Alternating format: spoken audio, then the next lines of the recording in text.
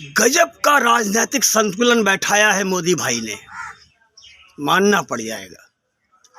केंद्र में सत्तारूढ़ भारतीय जनता पार्टी ने हाल ही में जीते तीनों राज्यों में मुख्यमंत्री के रूप में नए चेहरे घोषित कर दिए।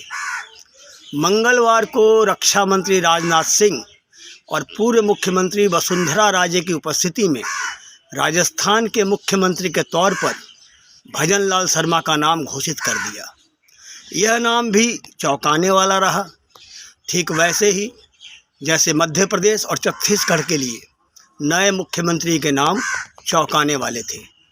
राजस्थान का नाम इसलिए भी अधिक हैरान करने वाला है क्योंकि भजनलाल पहली बार विधायक बनकर विधानसभा पहुंचे।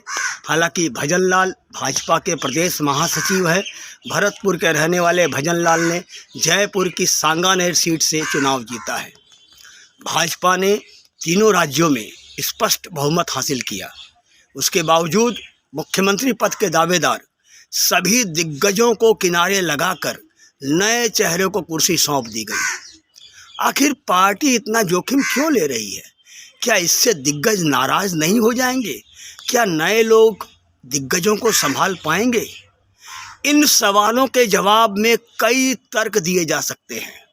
मध्य प्रदेश में 4 बार मुख्यमंत्री रह चुके शिवराज सिंह चौहान हो, या छत्तीसगढ़ में 3 बार मुख्यमंत्री रह चुके रमन सिंह हो, या फिर राजस्थान में 2 बार मुख्यमंत्री रह चुकी वसुंधरा राजे सिंधिया हो, सबको एक झटके में दरकिनार कर दिया गया। सबसे बड़ा तर्क तो यह है कि इनकी उम्र हो गई है।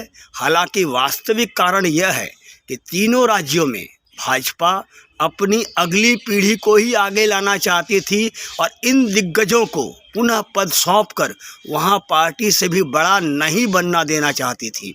हालांकि मध्य प्रदेश में जीत का सबसे बड़ा कारण शिवराज सिंह की लाडली बहना योजना रही, किंतु इसका भी लाभ उन्हें नहीं मिल पाया और उन्हें भी पद छोड़ना पड़ा। साथियों, दूसरा प्रमुख कारण यह है कि भारतीय जनता पार्टी इन मुख्यमंत्रियों के सहारे 2024 के लोकसभा चुनाव के मोहरे बिछा रही है।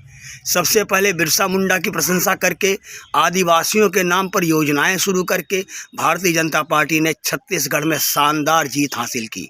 फिर उन्हीं योजनाओं को इसी तरह से पुनः 2024 में भुनाने के लिए आदिवासी विष्णुदेव साय को मुख्यमंत्री बना दिया। इसका सीधा असर 6 राज्यों पर पड़ेगा। छत्तीसगढ़, झारखंड और मध्य प्रदेश में आदिवासियों की संख्या बहुत ज़्यादा है, जबकि राजस्थान, गुजरात और महाराष्ट्र में भी इसका सीधा प्रभाव है। और इसके बाद मध्य प्रदेश में ओबीसी नेता मोहन यादव को मुख्यमंत्री की कुर्सी सौंप दी गई। ओबीसी विशेषकर यादवों को रिझाने के लिए ये दांव चला गया क्योंकि बिहार में लालू यादव की राजनीति इसी जातिवाद पर टिकी है, तो उत्तर प्रदेश में अखिलेश यादव की सपा वो भी इन्हीं के सहारे है। मध्य प्रदेश, उत्तर प्रदेश, बिहार के साथ साथ हरियाणा और राजस्थान के यादवों को रिझाने का काम भी इसी के जरिए किया गया है। ओबीसी मध्य प्रदेश की आबादी का 48% से अधिक है। हालांकि शिवराज सिंह चौहान भी ओबीसी नेता हैं, किंतु पार्टी को नया चेहरा देना था और कांग्रेस ओबीसी जनगणना के माध्यम से आरक्षण बढ़ाने के बहाने अपना वोट बैंक बढ़ाने के प्रयास में थी। यह भी उसकी काट है। अगली जातियां नाराज न हो, इसलिए राजेंद्र शुक्ला और जगदीश देवड़ा को उप मुख्यमंत्री बनाया जाएगा। साथियों, यह कहानी राजस्थान में दोहराई गई। ब्राह्मण वोट बैंक साधने के लिए भजनलाल शर्मा को मुख्यमंत्रियों, क्षत्रियों को खुश करने के लिए राजकुमारी दिया कुमारी और दलितों को रिझाने के लिए प्रेमचंद बैरवा को उप मुख्यमंत्री बनाने की घोषणा की गई। भले ही प्रधानमंत्री नरेंद्र मोदी कहते हो कि देश में केवल 4 ही जातियां हैं, गरीब, युवा, महिला और किसान, किंतु इन चेहरों के चयन में जातिवादी राजनीति स्पष्ट झलक रही है।